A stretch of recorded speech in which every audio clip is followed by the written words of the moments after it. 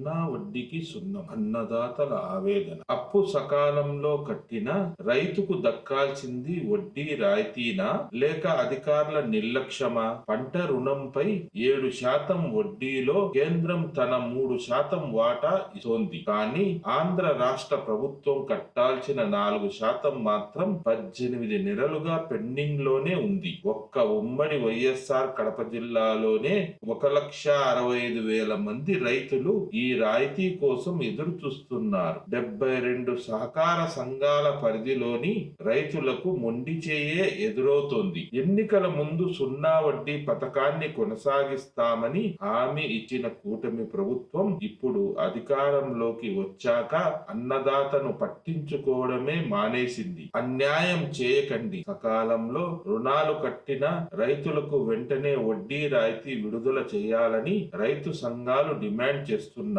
రైతు కష్టానికి విలువ లేదా? దీనిపై మీ అభిప్రాయాన్ని కామెంట్ చేయండి. అన్నదాత గొంతుకగా ఈ వీడియోను షేర్ చేయండి. ఇలాంటి మరెన్నో వీడియోల కోసం మన ఛానల్ ను సబ్స్క్రైబ్ చేసుకోండి.